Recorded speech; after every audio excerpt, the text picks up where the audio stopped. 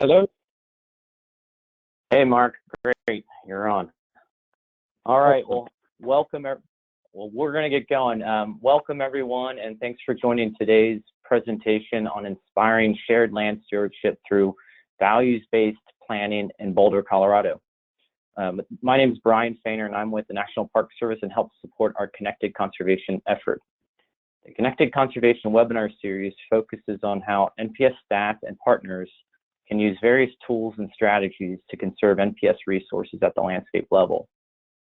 Working with gateway communities outside parks is critical to landscape scale conservation. And as such, our webinar series is exploring the numerous opportunities to partnering with communities to further conservation. You can register for future webinars in our series and view past recordings by going to the Network for Landscape Conservation website and our internal National Park Service Connected Conservation Toolkit, which has just undergone a major update and will soon include links to both of those websites in the chat box momentarily. We will post a recording of today's webinar following the presentation, and throughout the presentation, feel free to plug in questions into the questions box. We'll take a look at everyone's questions following the presentation. As a reminder, our webinar series is open to federal and state agencies, NGOs, and other conservation partners, so feel free to invite your colleagues and friends to future webinars. We have two presenters with us today. Darren Wagner is the Planning and Design Supervisor for the City of Boulder's Open Space and Mountains Parks, or OSMP, department. Over the last 5 years, she has led a highly collaborative community planning process to develop the department's first comprehensive system-wide plan. Prior to joining OSMP in 2015, she spent 5 years at the National Park Service's Denver Service Center, working on projects at Bryce Canyon, Glacier, Fort Vancouver, the Mall, and other parks. Mark Davison is Community Connections Manager at the City of Boulder's OSMP since 2016. Prior to this, Mark led planning, design, and interpretation and volunteer efforts for Oregon State Parks and the National Park Service. His 25-year career in parks is focused on park master planning, park development, and visitor services and facilities maintenance. And so with that, Darren and Mark, the floor is yours. Thank you, Brian. This is Darren Wagner. I am going to start us off, and Mark and I thought that we might show pictures of ourselves here as we are, although not at this very moment. I'm not holding, thank goodness, my toddler on my, but just to give you a sense, that's Mark on the left and myself on the right. Mark is going to start us off talking about the sense of universal values as it relates to nature and both his own heritage and his work across the country looking into these universal values and how people and humans relate to the natural environment. I am then going to ground those methods and how we use those methods and understanding the values that folks hold as it relates to nature in Boulder, Colorado, and talk you through the mechanics of how we went through a collaborative engagement process to understand those and what those mean for us even now as we're starting to think about recovery out of the pandemic. And then Mark's going to wrap this back up. So what I will do is I will turn that over to him and let him get started. Thank you, Darren. It's Mark Davison here. Welcome, everybody.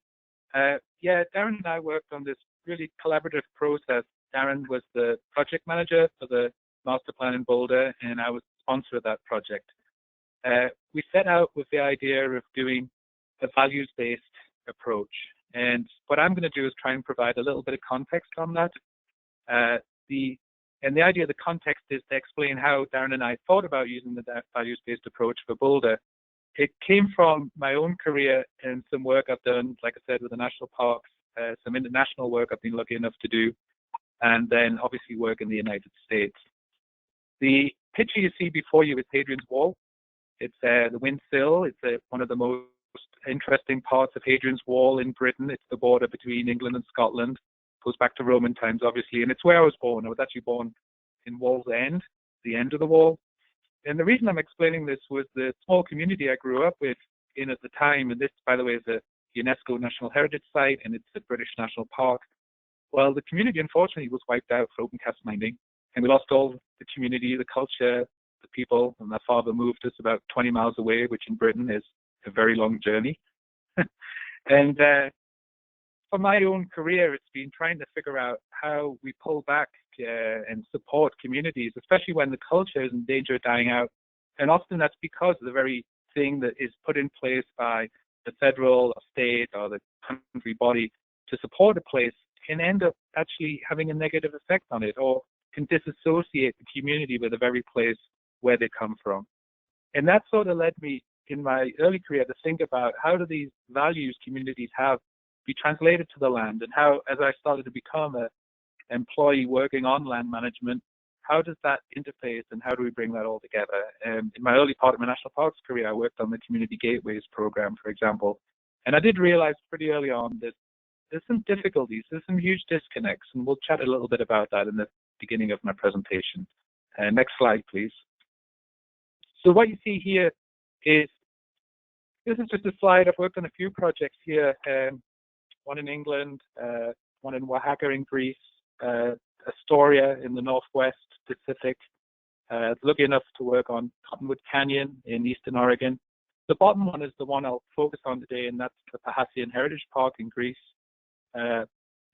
What I'm trying to get at there in this slide is that it really does take about 10 to 20 years to build a true relationship, I've noticed in my career anyway, and experience, between the community and like a governing body and entity that does land management. And what's interesting about building that up, I've noticed there's some pretty common denominators. You'll pretty much start with 5 to 7 people in the community trying to support a land management effort. They'll, over like 3 years, actually form themselves into a committee almost.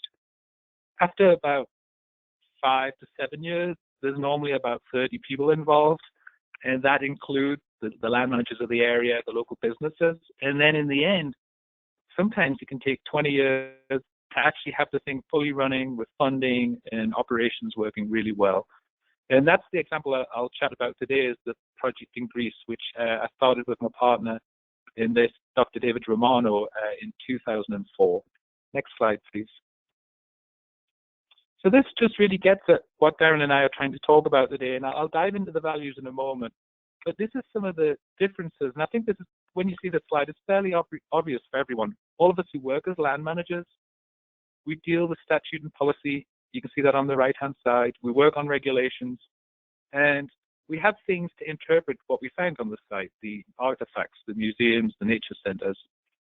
It's what we've been taught, and it's the profession we've grew up as land managers that really helps protect the space. On the left-hand side is obviously going back to my own roots growing up. Was hearing my father talk about the traditions and stories of where I grew up. We had our own dialect. I could say Ganning Yem, and you'll all be like, what the hell does that mean? It means going home. So these are the things that are special to me about that place. It's that institutional knowledge. I know we lived in the valley for about 500 years where I grew up. In fact, there's records going back 700 years, living in the same valley as a family. And then there's kind of the working landscape. In spring, my father knew to go to which sort of tree to collect the berries at a certain time to make a certain type of wine. And what I'm trying to get at there is all these things which make that place special to me. Now working in a long career as a land manager, I don't see those things. I see how to enforce tickets because people aren't having dogs on leash with my rangers. I see that my charter purposes need to be fulfilled working with my board. And there literally isn't time to work on the left-hand column as much as I'd like to. And that's the part that Darren and I set out to try and unite with the Boulder effort. Next slide, please. So to put this all into words in simpler terms, the thing I've sort of learned over my career working on some of the, especially the international projects, has been these sort of 3 ideas on the left. Values is the idea of ethics, perhaps the importance of something. So if you have a value or an ethic, it really is. It's what makes you think about. It's not what drives you, but it's what you hold fast to. And that's why we call that a value. If you've got something to hold fast to as an ethic on the land, you'll then have some motivation to do something about it. You'll get some direction, which will often lead you to strategize what that is. You'll think it through. And then eventually that should play out in your daily life as a set of actions. It's your lifestyle.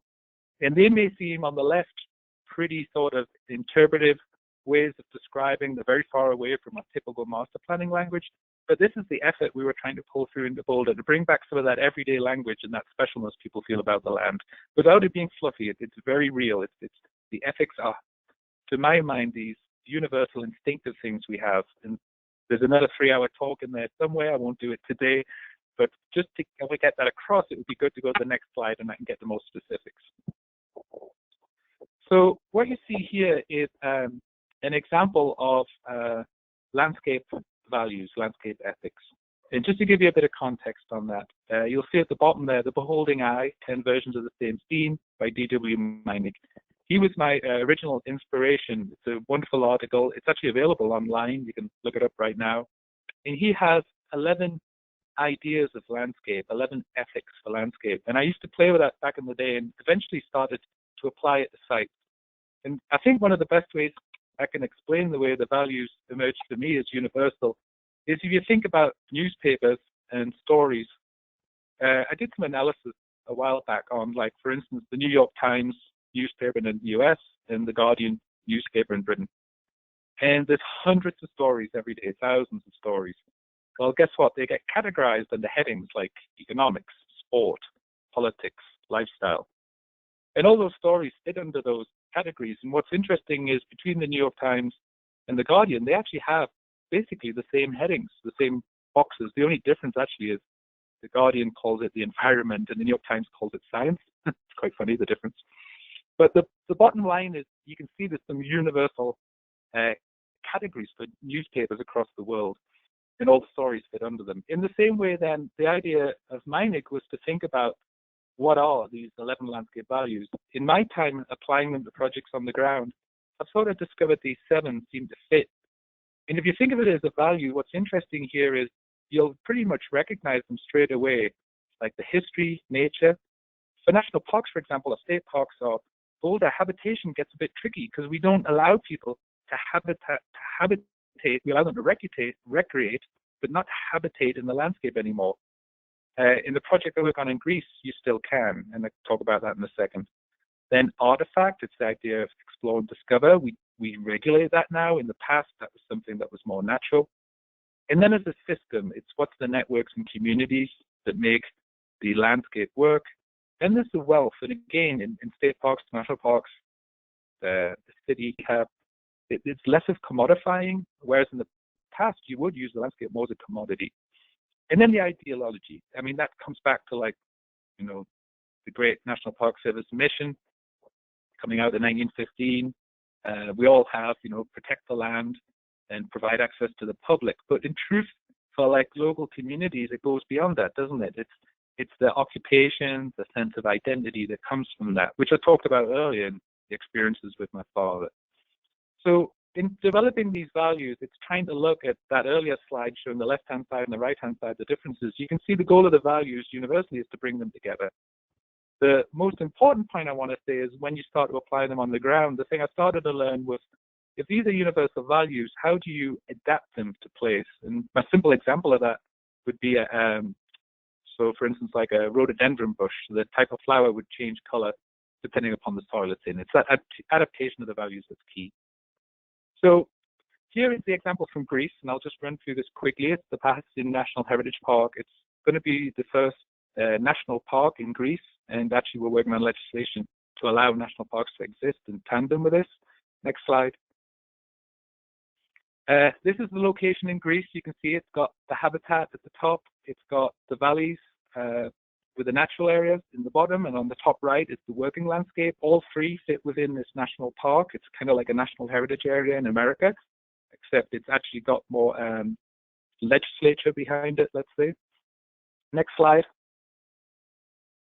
You'll see a little red square appear in the top left-hand corner. I simply want to point out that was me, David Romano, and Kostas Katias, our Greek colleague, the 3 of us sitting on the balcony drinking ouzo in 2004. And it gets back to that earlier point of how you start real small and grow these community efforts. Right, next slide. And then here you see last year, this in the top left slide, it was, we had a presentation in Athens, a day's conference. They're discussing creating national parks in Greece. On the top right is the Greek president. coming together, and David Romano's on the right of the president in the gray suit, the president's in the left-hand side, basically enabling this community effort that's took 20 years to come together. And the Greek president, the reason I'm showing this slide is the Greek president said, this is like a future for Greece. If our cities aren't working, if our farms aren't working, if we're not protecting nature, this principle of community and government working together is a way to build Greece back up. And as you can see in the bottom left-hand slide, John Jarvis wasn't able to attend, but he sent a presentation to support this effort, and he started working with us last year. The right-hand slide is just that simple picture of, it's actually Greek students and American students. We have a field school every year, and they've been working with the community now for over 15 years doing these field schools. And it's part of that establishment of the connections in the community, those long-term efforts. Next slide. So you can see in Greece, what we ended up with was 7 values, and I won't read through them. You can see them. I don't want to repeat what I said earlier, but this is what the local city, the 3 counties involved, the actual Greek government, the Department of Environment, and then the Department of Culture, working with all 23 villages and 3 towns, have come together as their unique identity for this Parhassian Heritage Park. And this, if you will, is like the National Park Service mission, the charter to drive this place forward for the hopefully next 100 years. Next slide. And just as an example with this community effort, I just want to finish up to show an example is of a trail project. This is back in 2011, it was one of our inaugural trails. And what the important thing I want to point here was this crosses 2, in effect, states. It would be the equivalent in America. It's like principalities in Greece. And Neda was one of the places, and Anakares was the other village. And they literally hadn't spoke for 70 years. It goes back to the Greek Civil War. And this trail was actually reconnecting the 2 villages. It wasn't just about the trail, it reconnected them. And one of the things you'll see here is where people were walking along, we used existing roads. And the community wanted to widen the road and build hotels for tourists. And this is a great example of communities working with the federal government, and in our case, universities attached to the local universities and the local cities, to say that the widening those roads would bring in hotels that were run by folks who are investing from Athens, and the community would just become service workers. Instead, we kept the roads narrow. We used the villages to be pensions for tourists coming in, which was also sustainable, and that reused some of the houses in the village and converted them, brought in a local income directly to the community. And what was interesting with that was eventually the community conversation we ended up having was that instead of having tourists and a service industry, they were, as it were, the people coming in were the guests, and the community was still the hosts. And to this day, they use that term. We are the hosts, and your guests in our villages, guests on our trails. We can kick you out whenever we like. That's a little bit of a joke they have, but they're not serious about that. They love being the host and entertaining the people. So it's such a different dynamic. And finally, with that, they even started to become, instead of rangers in the park, community rangers, taking care of their land the way they traditionally have done. And that's just some of the efforts you can see that go into not just making a trail, but all the community identity that goes around it. Next slide. That's just the signing with the governor of the Peloponnesus, just showing that, you know, when you do these events, it is nice to mark the occasion. Next slide. So with that, I'm happy to pass you over to Darren. I hope it didn't overrun there, but I hope it provides some context for how Darren and I then began to brainstorm and how we think about we could apply these values to Boulder. Over to you, Darren. Thank you, Mark. And I do want to recognize that in the title of our talk, we did say we would focus on Boulder, but part of the joy of working with Mark and applying the methods that he's developed and tested across the world is learning how those universal values do adapt to the specifics of place. Boulder is a place. Having worked at the National Park Service before, I know that every national park likes to say that they're unique, and here we are saying the same thing. We, in some ways, attribute our own sense of uniqueness to this long history of community conservation that we have. Our efforts to preserve the natural landscape began formally in 1898 with the first acquisition near the base of the Flatirons. And we are also lucky in the 30s to have had a relationship with the National Park Service, whereby designs were developed for our mountain parks to improve visitor infrastructure. If you fast forward to 1967, that was another hallmark moment for us where we became the first city to tax itself to preserve nature. And after that, our acquisition program really did dramatically take off. By 1986, that is when our city charter was amended to describe the open space purposes by which all of our management should be guided. And at the time, that was really referring in part to one department, our open space department, but simultaneously we had a mountain parks department. And as those merged and as our acquisition program grew, we did become one department, that is the OSMP, part of our name, Open Space and Mountain Parks. And it's really developed over the years into a place now where we own and manage over 46,000 acres of natural lands around the city of Boulder, which equates to about 3 times the size of the city itself. We provide habitat for over 700 native species, and we do provide some of the best raptor habitat in the western U.S. We are also in the business of preserving the agricultural lands around Boulder, and we own 15,000 acres and partner with ranchers and farmers in Boulder Valley to manage those lands.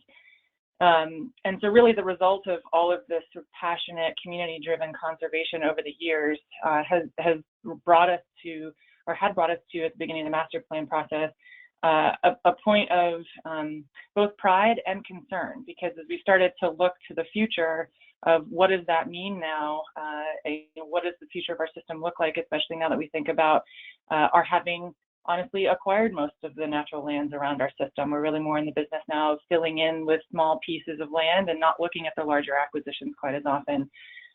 Simultaneously, real estate prices were rising.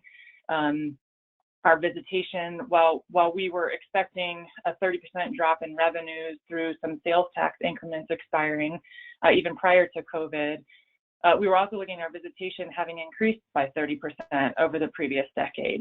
And if you add to that previous floods and the climate crisis, we knew it was time really to think about the next decade. And so that really set up the need to develop our master plan. And as Mark alluded to earlier, we do have our open space purposes just defined in the city charter, and really that acts as the foundation really for everything that we do. And so when we started the master plan process, this is from a system-wide perspective in terms of how we manage all of the services that we provide, both to the natural landscape, to nature itself, as well as to our community. This is what we had to work from, and that looks at the definition and preservation of natural features, landscapes, and ecosystems, including species of special value and water, also agriculture, as I mentioned. At the time that the city charter was amended in '86, it was really important also to identify the role of land acquisition and limiting sprawl and defining urban growth. That is less important for us now, as we have acquired, like I said, most of the land in Boulder Valley.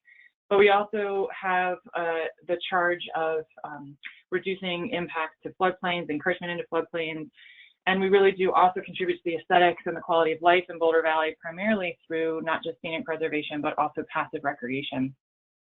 But we knew in looking at this and trying to think to the next decade that, by example, for example, that limiting sprawl was becoming less important. There was also momentum and questions around some other topics that weren't as discretely defined in our open space purposes, such as education and inclusion. And so we needed to move that conversation forward to try and reconfirm what is essentially the equivalent of our own enabling legislation and bring that into the current day. And so we used pictures like this. So this is where we started to apply some of the methods that Mark had developed across the world to really start asking, okay, what is important to you about open space? And we took pictures like this. We took worksheets. We took materials out into the community. We actually took a fairly substantial inventory report out to the community as well, and used this as an opportunity to educate community members. Many were surprised, for example, that we owned and managed so much agricultural land. And we asked a lot of questions back, but we knew in doing so that we needed to be careful. We knew at the beginning of our process that we were not in a position of having consensus around what the future of our open space should look like. We, in fact, had in previous management decisions, it had left some community members feeling concern about the primary focus of our open space program and what that should be. And so we used the method where we really said from the beginning, as we were defining and scoping our process, that we needed to make sure that we were careful with the ways we asked these questions before we went out to the staff and to the public.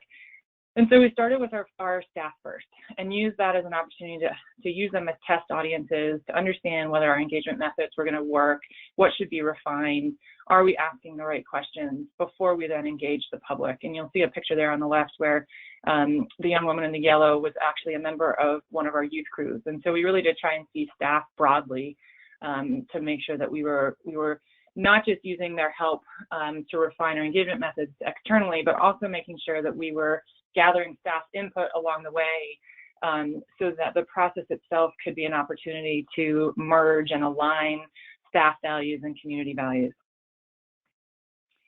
And so an example of that is on the left, you'll see some sticky notes. And we started asking staff, for example, tell us why you love OSMP, or why it's important, or why does nature matter? And we toyed around with a lot of different ways of asking that question, and we got things back like, well, nature makes us feel good. Our land system connects us with nature. It promotes health and well-being. It's our legacy. It gets to some of those things that Mark has heard across the world, like you mentioned earlier about ideology or identity. It is who we are is something that we heard a lot.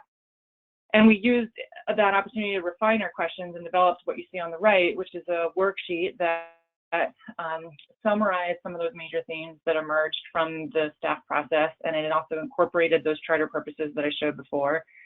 And it gave a really clear framework for many members of the public to then give us feedback about why these things are important. Why is our natural landscape important to preserve?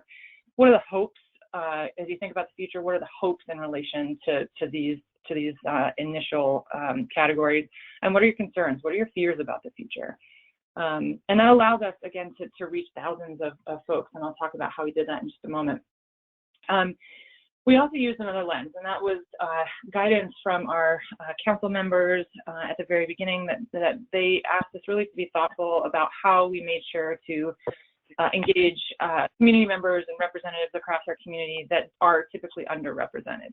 And we identified 3 major audiences through which, or lenses through which to do that, those being youth and families, Spanish-speaking communities, and those experiencing disability. We recognized at the beginning, though, how complicated the conversations could be around diversity and inclusion and layers of identity. And we selected these 3, though, to feel like we could at least get our foot off of first base, so to speak, that we knew we had enough work to do across the board, that if we picked some communities to focus on, we might be able to measure or notice some progress. And what we often found is that what would work for one community, for youth and families, for example, often served all or many more. And I'll give you some examples as we go through that. So we took these lenses, these learnings from working with staff, and then, we went external. And we thought about ways to sort of enliven or refresh our traditional measures, our methods of engagement. And so you see some pictures here from our first open house. But while we still had the posters sitting around the edge of the room with information and feedback opportunities, we tried to also bring in a kids corner where our rangers could sit and interact with children and hear their own feedback and give them an opportunity to share their ideas. We had a big board at the back of the room where we had written all across the top, why is OSMP important? And people put stickers, Post-it notes up there. And I mentioned that at the beginning, we weren't in a position of having consensus around the future of OSMP, and we like to joke that we would see at this first open house members of, say, conservation organizations following behind those members from recreation advocacy groups. If one would put more recreation, then another would put more conservation. And So, that was just sort of an evidence of the need to really develop more alignment around why S&P is important and what we need to focus on. We also give people just a chance to draw and write and have their selfies taken, and try to wake that up. We also, though, in working with one of our important partners, and that being Growing Up Boulder, they are a center at the University of Colorado, that it was important to complement those traditional methods with more direct outreach into the places that people typically go. Growing Up Boulder had learned over the decade that, particularly working with youth and families, inviting them to come to big events is often not a successful tactic when those meetings or events are held at night, for example, when it's close to bedtime, or we're trying to settle kids down or have supper on the table. And so how do we make sure that we reach youth and families? That organization started going to parks and soccer games and anywhere they could think of that kids were already engaging and getting their thoughts. And so in working with them, they coined this term micro-engagements, and we applied that really very broadly to make sure that we reached, again, not just those target audiences that I mentioned, but really just a broader cross-section of our community in general. And so we went to our trailheads. If our outreach staff was already there doing a trailhead display, with mounts and pelts, we also gave them that worksheet I showed you before and said, could you just try and engage folks and say, hey, if you've got a few more minutes, would you mind filling out this little worksheet? We'd love to get your feedback on why S&P is important to you. We worked also with high school students. The picture in the center there is for high school students who in and of themselves helped us reach 500 other high school students in ways that we never could have, and with words we never could be cool enough to say. We worked with a nonprofit. The logo there on the right is from El Centro Amistad, and they're a nonprofit that engages with the Latino community, often around health and equity issues. And this is a novel arrangement for us where we paid the nonprofit to host a series of focus groups for us. We paid them, again, in the same ways that we would typically pay a consultant to run engagement efforts for us. And in reaching members of the Latino community through those focus groups, we were really able to hear a tremendously rich amount of feedback, again, that we never would have been able to do on our own.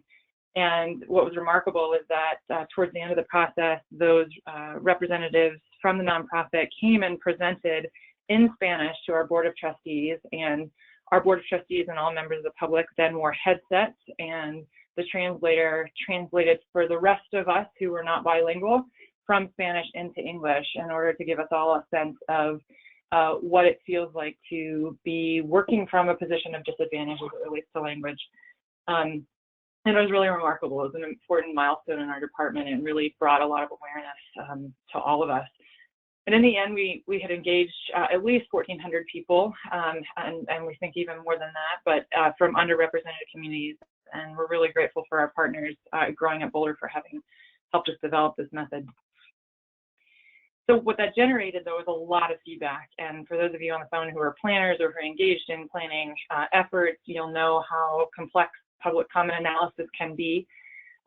It was a lot to pull together, and what we did is, if you see on the right, we had a database of all of the comments that we had gotten, whether that was someone drawing on the whiteboard or a Post-it note, someone filling in an online questionnaire. We put those all in a big giant database, and we went through them and developed the themes just like one would normally do in public comment analysis. And we use those as the opportunity to then develop that value statement. So Mark gave you some examples of what that looked like in Greece. Well, we started to see here emerge a lot of support around this idea that we need to connect with nature, and we need to do that in an inclusive way. And so some of the quotes highlighted there, we feel life has more meaning when we feel connected to the world around us, especially in the natural world. And I can maybe just speak for myself, but maybe the rest of you also, that might feel even more important now in the midst of COVID. But we also heard, again, this component of diversity. As a person of color, I believe it's important to acknowledge cultural diversity in the area. As we interact with nature, we learn to appreciate and be good stewards of nature. So we looked at ways of synthesizing those themes into those value statements, and the one on the left there, I'm going to read it because it starts to feel really powerful if you sort of let it sink in, and that being that together we build an inclusive community of stewards and seek to find our place in open space. And what was really remarkable about this process is that those value statements that had arisen from so much grassroots engagement really started to resonate at all levels of our organization and up to our decision makers as well. And as we moved the process along, we also knew we needed to be taking these broad ideas and moving them towards consensus that gave our decision makers confidence that not only had we engaged a cross-section of our community, but we had done so in a way that also reflected a statistically valid sample of our community. And so we did conduct a survey that we did also translate into Spanish, not just English. And that helped us identify our priorities towards the end of the process. And it helped us confirm what we had heard through broad engagement processes. And I'll give you a little bit sense of that in just a moment about what that looked like. And what all this engagement led towards is really in the planner speak. It led to this climax of just feeling wonderful. We had built so much consensus along the way. This is how we felt. These people are having a great time. Life was grand. We had really gotten a good sense of how we could integrate important focus areas around not just conservation, but also recreation. And we started to see a lot of alignment from our partners emerging through the process as we moved towards consensus. We even held a celebratory event, and we thanked all of our partners and our members of the community for having participated in the process, because by the end, we had received over 10,000 public comments. And at that celebratory event, we asked folks, here is the guidance that has developed. How are you going to help us implement this master plan, especially as we were anticipating at the conclusion of this process that, again, those sales tax increments were declining. We will need your help. How do you want to help us implement that plan? And this is a drawing, a sort of graphic recording of what we heard. And it was things like, well, I promise to bring a friend to the next volunteer project, or I will participate in the next annual trash bash. And it was really just a lovely way of continuing the momentum and values-based approach that we had been developing. And then COVID hit. Here's this pandemic none of us anticipated. And I will say that our day-to-day operations just shifted to daily questions, even hourly questions about how we need to manage our system. Are we closing picnic areas? Are we closing roads? What needs to happen in order to improve safety for our visitors in the area? And unfortunately, it also, as many of you across the country are also experiencing, it's led to severe revenue reductions.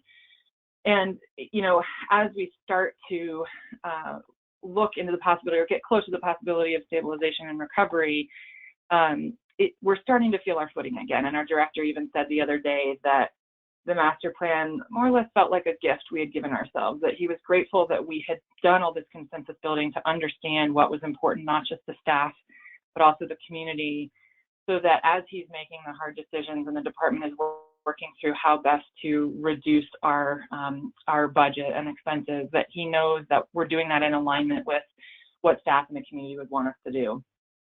And so I want to shift our attention now just to the content that emerged from this process to give you a sense of what that means and how that has really served us and will continue to serve us more as we come out into recovery.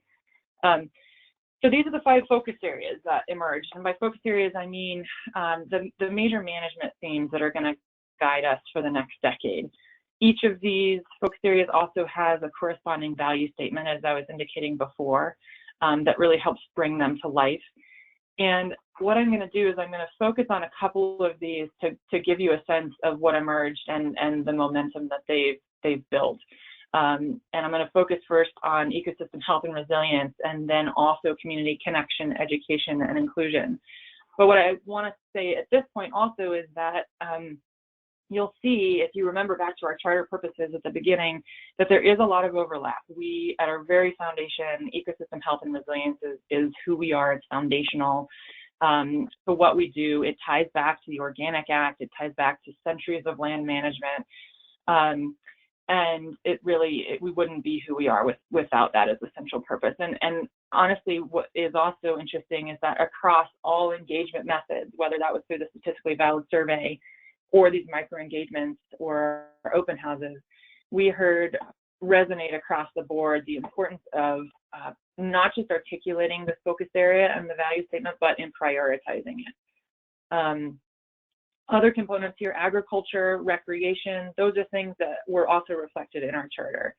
But again, what wasn't was this idea around community connection, education, and inclusion. And so that is a focus area that emerged and from public comments, and then was also reaffirmed very early on from our city council that really education in and of itself was so central to what we do and our ability to carry out our mission that we needed to articulate that as a major theme. Financial sustainability, again, is something that allows us to really carry out or implement any of these other focus areas as well. So that was important to articulate. So ecosystem health and resilience. So this is the value statement associated with this one. And again, I'm going to read it because I still think to this day that there is romance in the language, and it feels very meaningful to so many of us. Using the best available science, we protect healthy ecosystems and mend those we have impaired. By way of example, what this means as we start to move into master plan implementation is prioritizing capital investments that support, for example, major creek restoration projects or visitor infrastructure projects that are motivated by restoration goals, like trail reroutes that expand habitat for dramatically declining bird populations, for example. It also, this focus area, by articulating it and by having heard such support for prioritizing this work, has really given voice and support to conservation organizations in our community in ways that have been very productive. So, for example, we saw through the master plan process the development of a public lands coalition, and that is led by an organization that primarily has been in the restoration advocacy realm, but they have been reaching out across the aisle, so to speak, to conservation organizations and building alliances about the ways they can help us as staff implement the master plan, and work productively.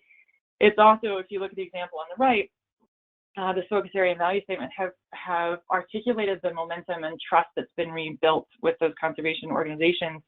At the beginning of our process, we had a member of the Endangered Species Coalition say very directly to us that we needed to focus on trust building with that part of our community. And by the end, the same representative is working so productively with staff. She is in her coalition work advocating that City Council consider a resolution to acknowledge and support the importance of wildlife corridors. So, for example, the Western monarchs are, as many of you know, declining rapidly, as much as maybe 99% compared to the 1980s. And so we're seeing really the lift, the work of implementing this master plan being shared across our community, not just something that staff is leading.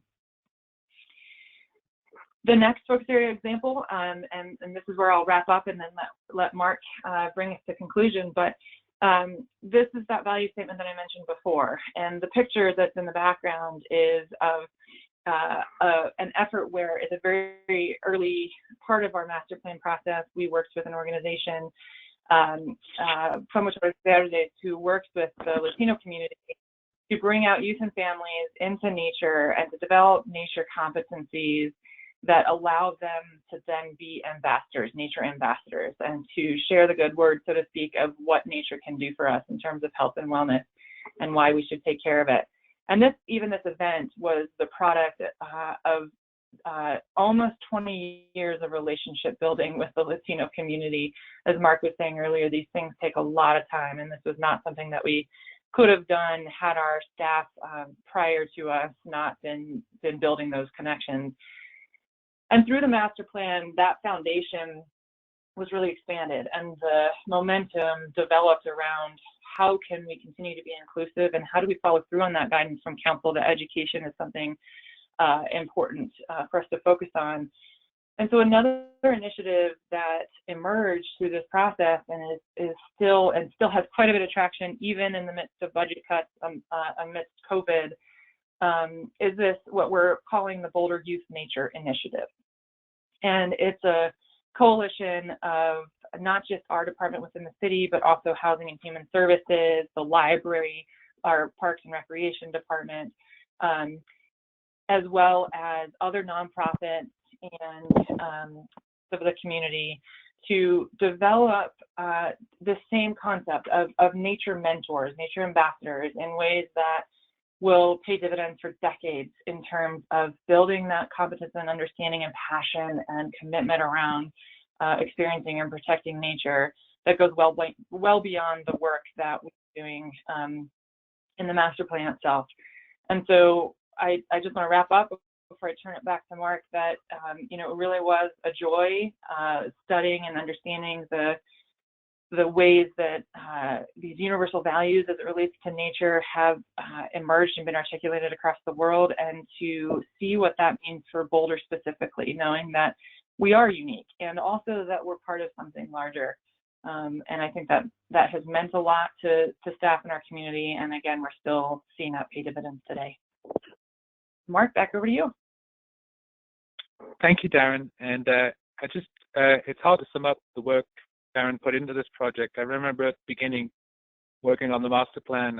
I was once told by my former director at State Parks that, you know, you get these once-in-a-lifetime projects.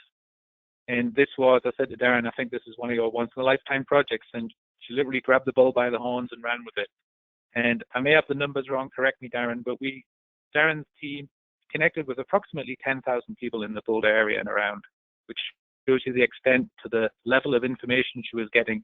That was able to sum it up in the slide you're seeing before you, with on the left is the 5 values that emerged for Boulder, and on the right is what we term, you know, the universal values. Just to wrap this up, as you can see here, one of the points of the values universally is that you don't have to use them all.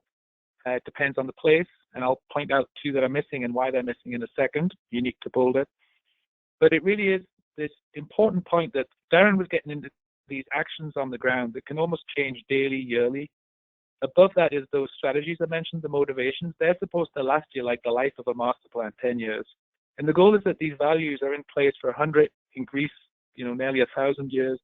The values are what glue you together. Ethically, it's what gets you going and gets you up in the morning and sustains you through your life. That's the sort of simple purpose of this. And it's not supposed to be rocket science, but the evidence we've seen in Boulder is interesting because, just to be clear, there was no leading the witness. Darren wasn't aware of the universal values going into this project. We talked about it, but she didn't know the details of them.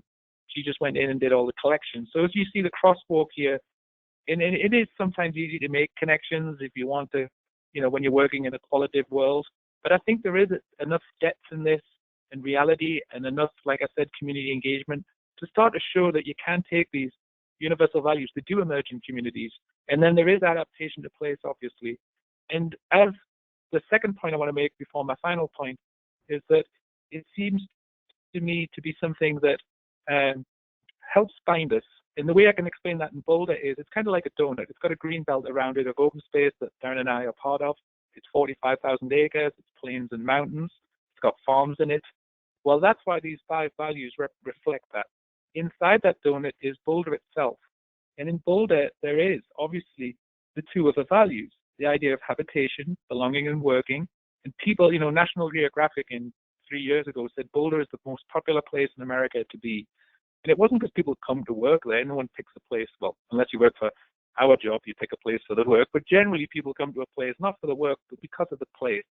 So in other words, it is a great place to work, but it's also got that identity. That's the other value, the ideology. Boulder people talk about the green space, the backdrop. It's like a national park service quality as being the reason they live there. So there's those 2 other values sort of floating in the background in the center of the donut.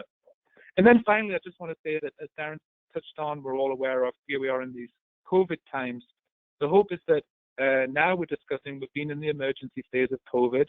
We're moving into stabilization, hopefully in the next, months.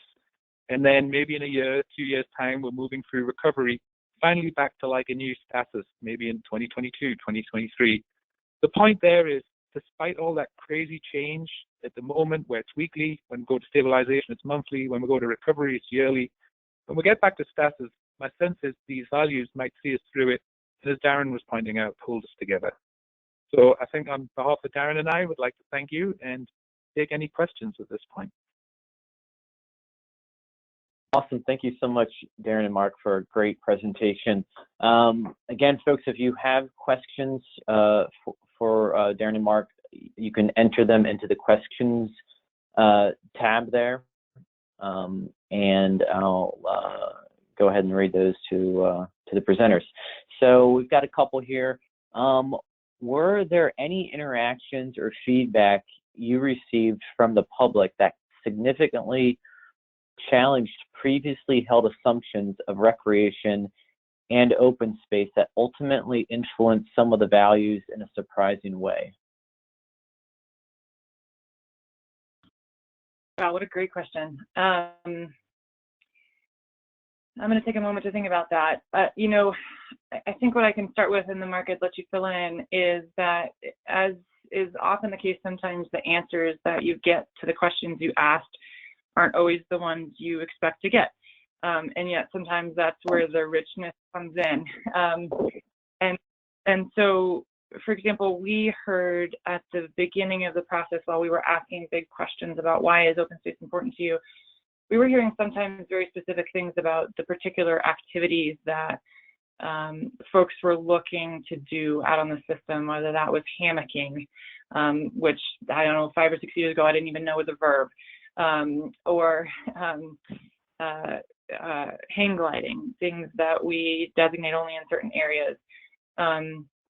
And so, you know, we sought to kind of pull those into the development of strategies, which were sort of down a level. And by that, you know, Mark was alluding to the values kind of sitting above those strategies. When we got to that level of strategy development, we definitely were challenged there around reconciling some of the needs to protect the environment while also allowing recreation. And to be more specific, for example, we have an off-leash dog program, and part of our community wanted to see more of that, more opportunities, and part of our community didn't want to. So, for example, we got quite literally, you can't write this stuff, but we got 50% of our community saying we want more off-leash opportunities, and we got 50% saying we want more opportunities where there are no dogs.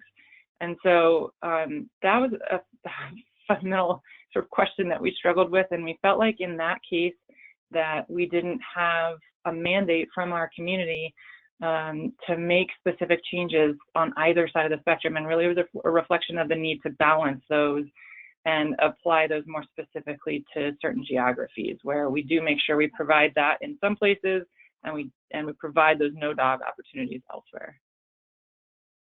And hey, Darren, can I dive in with another example that we chatted about? Was under community connection, and it's like the idea of landscape as ideology, and this goes back to the Latino community, and Darren pointed out the micro engagements. And I wouldn't say it was a surprise, more of like a reveal, but it gets at I think the person's question. When we work with the Latino community, it makes up a percentage of the Boulder population. It's, it's a small but strong percentage.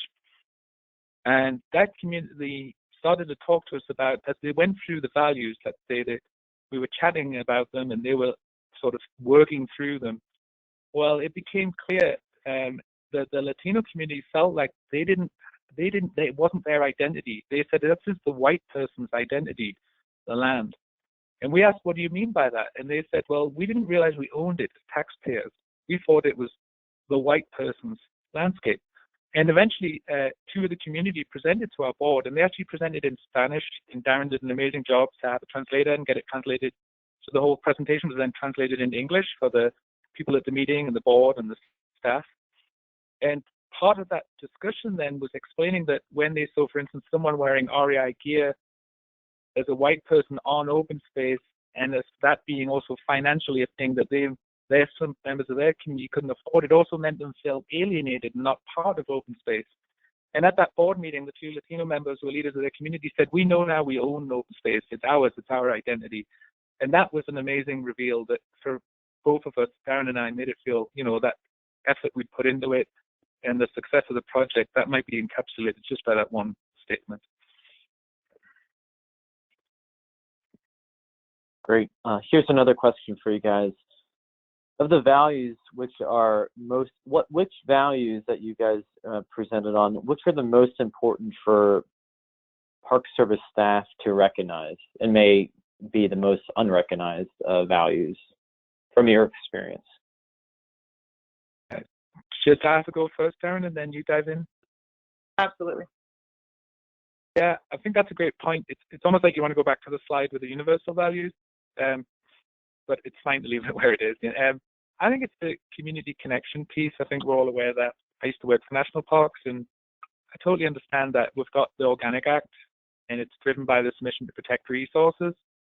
And if you think about most of the national parks, like I used to work at Mount Rainier, we used to work with the Native American community for collection, so they could collect plants, etc. When I worked for Oregon State Parks, I worked on national heritage areas, and that was the idea then working with some federally recognized tribes, where we started to talk about, it was interesting working with the tribes. They said, hey, we don't just want to go take things from the landscape, we actually want to do restoration. And they started to buy land with us to protect it and restore it. And they said, that's our tradition. And I think that's the big thing for me here is number 4, community connection. It's the sense of the community, not just identifying from a recreation perspective, but identifying through that, if you want to put it in a simple term, sort of the habitation, not just of where they live, but of the nature and the agricultural lands again. Not just seeing them as like artifacts, but really seeing them as part of their true identity. And then if you think about that, then you don't have a recreation community versus an environmental community. And Darren touched on that with the 2 sticky notes side by side. Less recreation, more recreation. Eventually, the environmentalists were saying, yeah, of course, I recreate as well. I'm a bird watcher. And the mountain bikers were saying, you know what, I actually love this landscape. That's why I live here.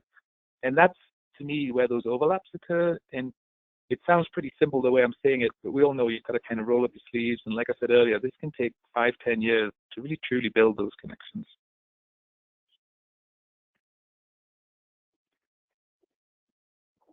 Mark, you said, yeah, go ahead, Brian. Yeah, just go, Darren, if you had something to add. No, that's fine. We'll take the next question. Thanks. All right, here's another one. Where can I go to learn more about this value-based approach? What resources are available for facilitators engaging communities in this way? Yeah, I'll take that one, Mark. So at the end, and here, I'll just go ahead and fast forward here to the last slide. I do have on there the website that will take you to our master plan page. We've got on that page summaries of how we did this and what emerged from it, as well as the final product, the master plan itself.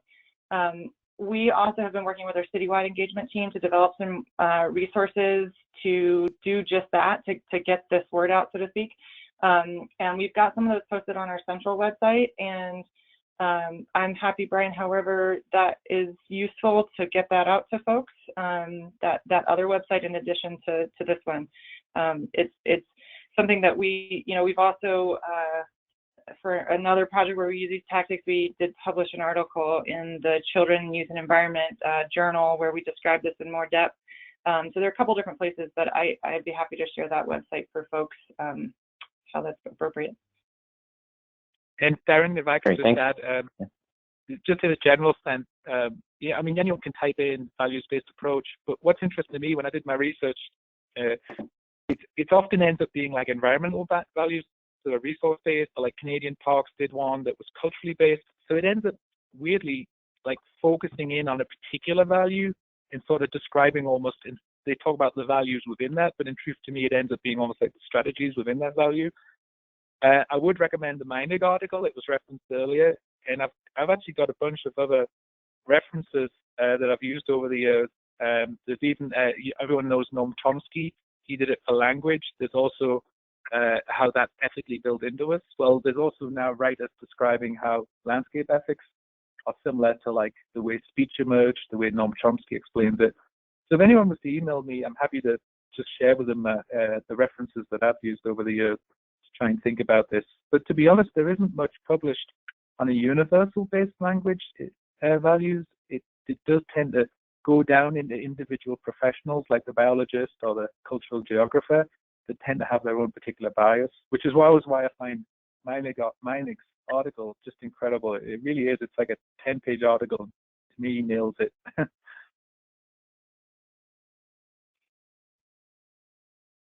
Great. here's another question. How can this webinar be accessed for people who couldn't watch it live today? If in case folks are wondering, we do have a YouTube channel as well for Connected Conservation. I included a link in the chat box there. That's usually the first place where we get it uploaded, but then also we'll have it made available also on the Network for Landscape Conservation webpage. On that site is a Park Service page under the knowledge section, and you can find we'll also post a recording there as well. I wanted to sneak in one other quick question real quick.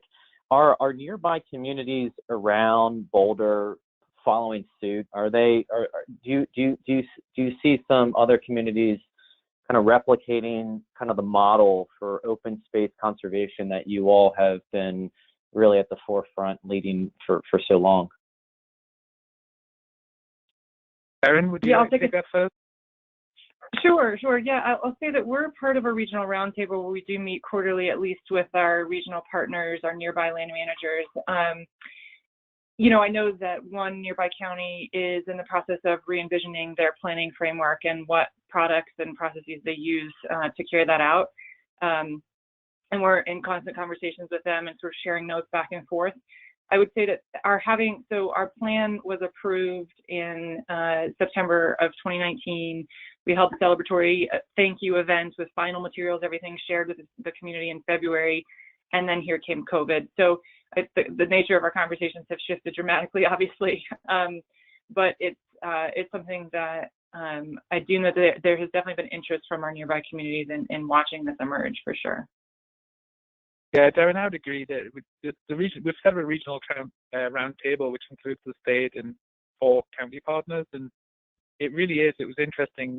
Darren and I just presented pretty, ad hoc initially, and we ended up doing about 4 presentations in the end. And I think, especially as we see growth on the Front Range and a growth in recreation and a growth in population, we're realizing it's not sustainable just to talk about recreation as a thing. And in fact, the Northern Colorado NOCO has emerged, which is kind of the Front Range communities, including actually Rocky Mountain National Park, Forest Service, starting to talk about a bigger picture where it's not about recreation, it's about the communities, it's about heritage, it's about identity.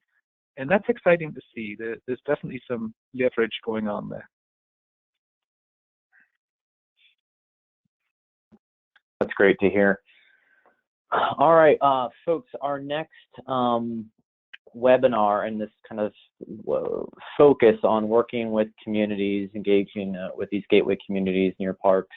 Our next webinar is going to be on May 6th at 3 o'clock Eastern time, and it's going to focus on creating bear-wise communities. And we've got 2 presenters, Linda Masterson, who wrote a book, Living with Bears Handbook, and Dan Gibbs, who's with the Tennessee Wildlife Resources Agency. They're going to talk about this bear-wise effort. I hope you all can attend that webinar as well. There's a link to where you can register for that webinar in the chat box right now. So I just wanted to put that on everyone's radar. And Mark and Darren, thanks again so much. I mean, it's a fantastic presentation. You guys have done such an awesome job there. This kind of like this legacy really of what Boulder has been able to accomplish that you guys are clearly continuing to lead on, and I guess is a great model for other communities to follow. So thank you for sharing with us how advanced you guys really are, and leading the way, and thank you for being such a great partner and presenter for our webinar series. Oh, thank you. We both appreciate it. Darren and I also see working for the NPS in the past are both groupies still. So it's lovely to be able to work back with the NPS at any opportunity, and thanks for inviting us today. Yeah, thanks so much, Brian. Thanks to everybody for participating. Great. All right. Well, thanks again, everyone, for joining, and we'll talk to you next month. Take care. Bye now.